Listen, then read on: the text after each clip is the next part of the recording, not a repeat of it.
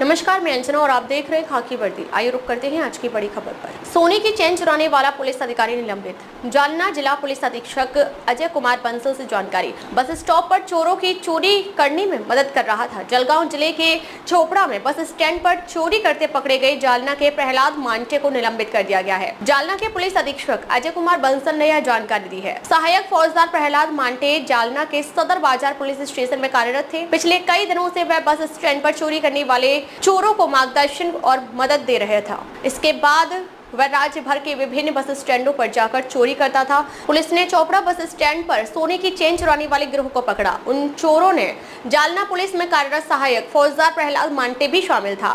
इसलिए जैसे ही जालना के पुलिस अधीक्षक अजय कुमार बंसल को इसकी जानकारी मिली, उन्होंने तुरंत उसे निलंबित करने की कार्यवाही की। पुलिस स्टेशन हद्दीत जळगाव येथे एफआयआर दाखल झाली आहे, ज्यामध्ये पिक पॉकेटिंग गँग पकडलेला आहे।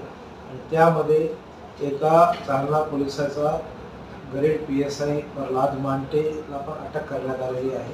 त्याच्यामध्ये कालच माझा जळगाव एसपी सोबत बोलणं झाला होता आणि गुन्हे दाखल होण्याची ज्यावेळी प्रक्रिया सुरू होती आणि लगेच त्या पीएसआयला सस्पेंड करण्यात आलेला आहे आणि जो लीगल कारवाई आहे ते जळगाव पोलीस त्याच्यावर अटकच केली आहे, सगळी करतच आहे, पण प्रशासकीय कारवाई म्हणून त्याला सस्पेंड करण्यात आलेला आहे।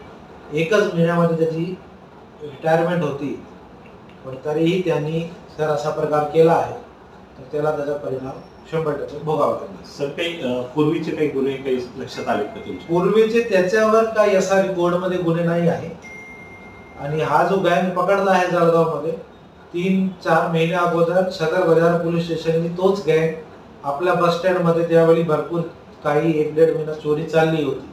त्यावेळी सर्वप्रथम सदर बाजार पोलिसांनी त्या गँगला पकडला होता आणि त्यामध्ये आपले 5-7 केसेस मला वाटते उघड आले होते। सदर बाजारच कार्यरत होते, हे कर्मचारी सदर बाजारलाच कार्यरत होते, ग्रेड पीएसआय होते। पीएसआय बस स्टँड निगडीत असू शकते, आपल्या बस स्टँडला जे झाले तर त्यांच्याशी निगडीत असू शकते। नाही, पण बस स्टँडला पण हेच गँग जो 3-4 लोक जळगाव मध्ये अटक झाले त्यापैकी काही लोक कॉमन आहेत। ती गँग आता 2-3 महिने जेलमध्येच होती, आता सुटल्यानंतर त्यांनी ही प्रकार जळगावमध्ये केला असेल, पण हा कशाला इन्व्हॉल्व झाला आणि कशा इन्व्हॉल्व झाला ते जळगाव पोलीस करत आहे तपास। मी एसपी साहेबांशी तिकडचे कॉन्टॅक्ट मध्ये आहे, तर त्याची जो प्रशासकीय चूक आहे अटक झाल्यामुळे त्याला सस्पेंड करण्यात आलेला आहे। त्याची प्राथमिक चौकशी प्रोबेशनरी आयपीएस अधिकारी सिद्धार्थ बारवाल जो अंबरला आहे त्याच्याकडे देण्यात आलेली आहे।